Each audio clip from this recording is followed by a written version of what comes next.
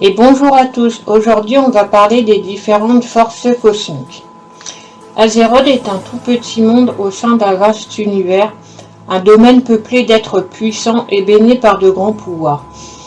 Depuis l'aube des temps, ces forces ont influencé Azeroth et le cosmos qui l'entoure, mettant en mouvement les étoiles et agissant sur le destin d'innombrables mondes primordiaux et civilisations.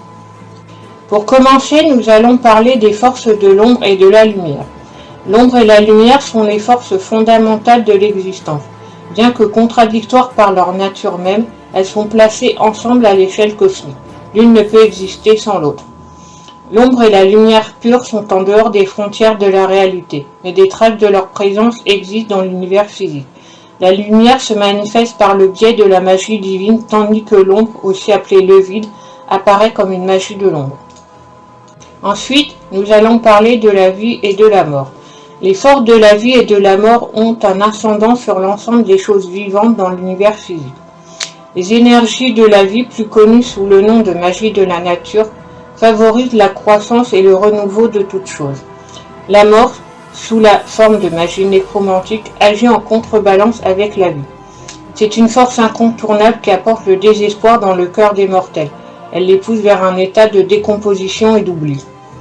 Ensuite, nous allons parler des forces de l'ordre et du désordre.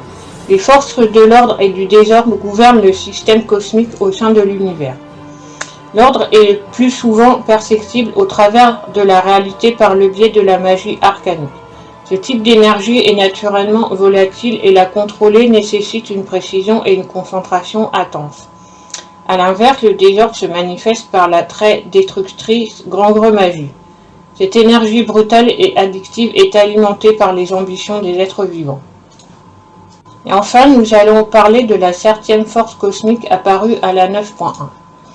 Suite à une série de notes trouvées dans le donjon de Tazavez écrites par un négociant, on apprend une théorie qui laisserait penser que les 6 forces cosmiques que nous connaissons à l'heure actuelle et que je viens de citer auraient été ordonnancées par une 7e force cosmique.